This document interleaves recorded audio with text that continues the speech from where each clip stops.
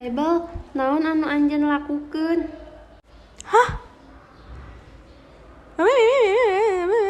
Bungah teuing isuk neang Daizel.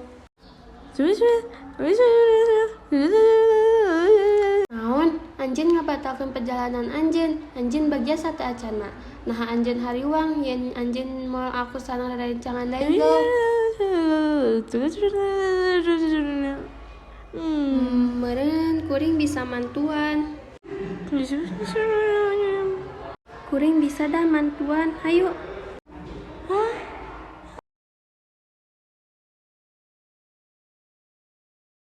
Abdi bade nyarioskeun ka anjeun ngeunaan rerencangan abdi anu namina Mariposa. Sareng anjeunna mangrupakeun peri kupu-kupu.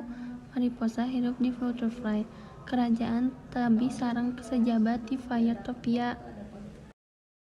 Kusabab dikulilingan ku Skizzy, sato galak anu hayang dahar peri kupu-kupu. Kuring lapar ku peri kupu-kupu. Mangabad-abad unggal peuting peri kupu-kupu nyumput. Nepi ka hiji poe peri saksi nu ngaranna Marabella ngeusi tangkal-tangkal nu kembang-kembang nu mencorong endah nu cahayana moal pareum salila manehna hirup. Cahaya, aing teu bisa ningali cahaya, sieun ku cahaya. Peri kupu-kupu ngajadikeun Marabella ratu maranehanana sarta unggal peri di karajaan Senang Poho dunia luar kota maranehanana di tangtayungan cahaya. Nya ampil unggal peri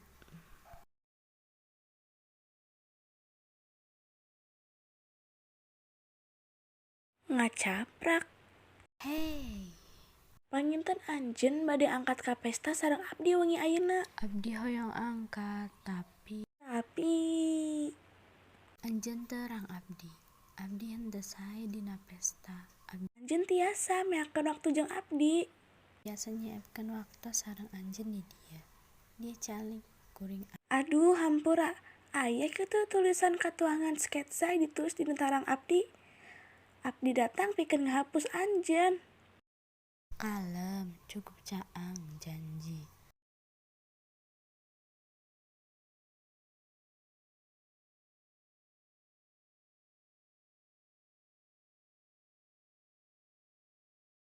Ayeuna tingali ka langit, naon anu anjeun tingali? Hirup abdi leuwih ti heula. Hayu. Antosan we.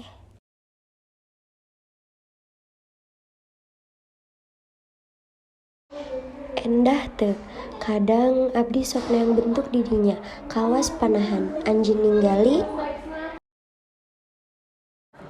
Henteu, abdi teu ningali. Anjeun kudu nyambungkeun titik, aya sabu, aya panah sareng anak panah. Anjeun ninggali hal di langit, sakapeung kuring ngabayangkeun hiji tempat di luar Flutterfly. Tempat nungan bisa dibaca dina buku. Panon kuring. Cahaya, panon kuring. Abdi teu ningali. Kuring mundur. Mariposa, anjeun kedah bobo. Mane indit heula, abdi sare awal, abdi janji. Waktos ieu moal hudang telat.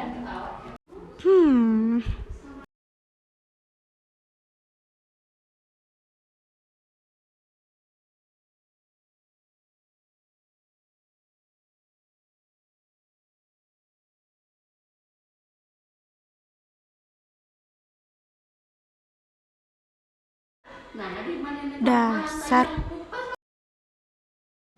Mariposa, hayu.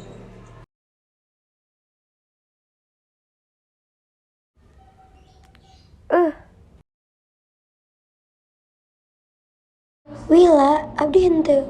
Anjeun kaberangan. Sarta kami bakal telat pikeun digawe. Hayu matakna. Awas. Hei, hati-hati.